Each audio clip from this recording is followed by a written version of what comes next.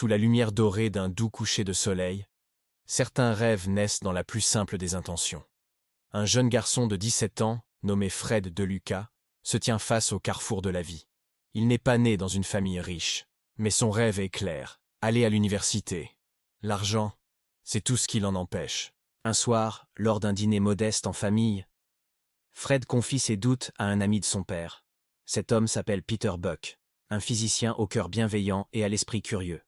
Peter regarde Fred, sourit doucement et lui dit une phrase qui changera tout. Pourquoi ne pas ouvrir un magasin de sandwich? Une idée étrange, mais une étincelle vient de naître dans le regard de Fred DeLuca.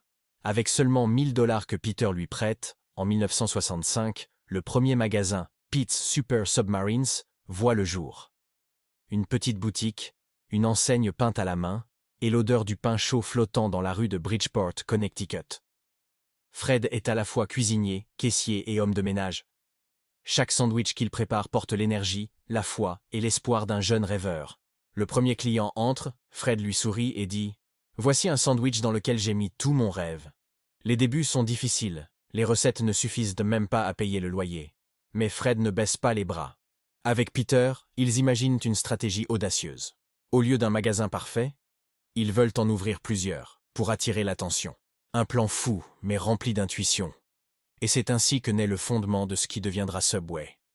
Fred et Peter se fixent un objectif. Ouvrir 32 magasins en 10 ans.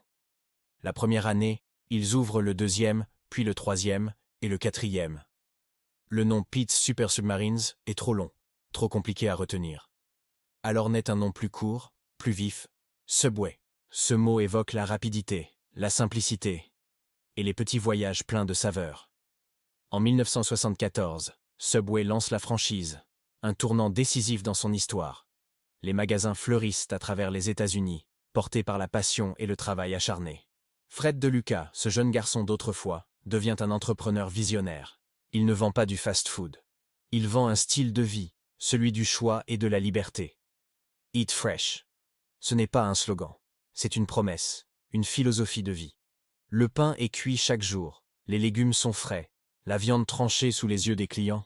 Tout est sincère, transparent et empreint de positivité.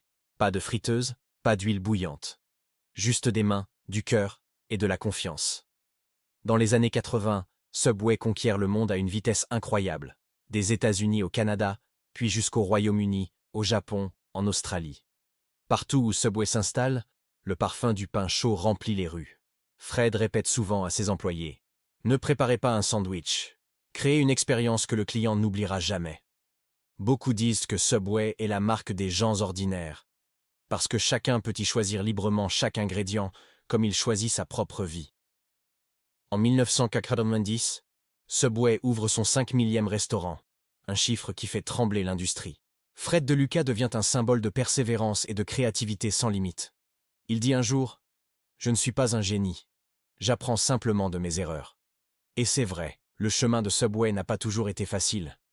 Les ventes chutent parfois, les concurrents montent, la foi s'effrite.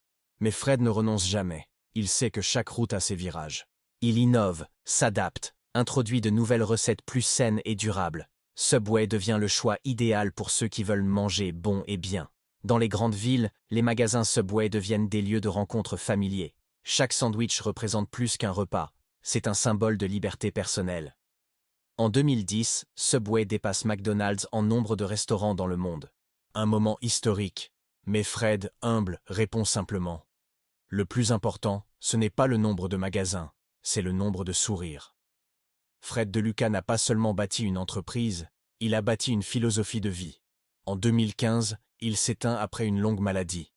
Mais l'héritage qu'il laisse, Subway, continue de grandir jour après jour. Aujourd'hui, la marque est présente dans plus de 100 pays, servant des millions de personnes. Et dans chaque pain doré, chaque feuille de laitue croquante, vit encore l'esprit du magasin de 1965. Un rêve simple, enveloppé dans du pain chaud et une pincée de courage. De l'adolescent fauché au fondateur d'un empire mondial. L'histoire de Fred DeLuca prouve qu'un rêve, même petit, peut aller très loin. Le succès ne dépend pas seulement de l'idée, mais de la foi qu'on y met. Et Subway incarne cette foi, née du courage, du travail et de la persévérance. Parfois, les choses les plus grandes naissent d'une petite cuisine et d'un grand rêve. Fred DeLuca l'a prouvé. Aucun chemin n'est trop long quand on ose le suivre. Aujourd'hui, chaque fois que vous commandez un sandwich Subway, rappelez-vous que vous tenez un morceau de ce rêve entre vos mains. Un rêve simple, doré au four, parfumé à l'espoir et à la détermination. Et c'est là le plus beau message de Subway. Commencez petit, mais avec passion. Car chaque réussite immense débute par une simple décision, celle de croire et d'avancer.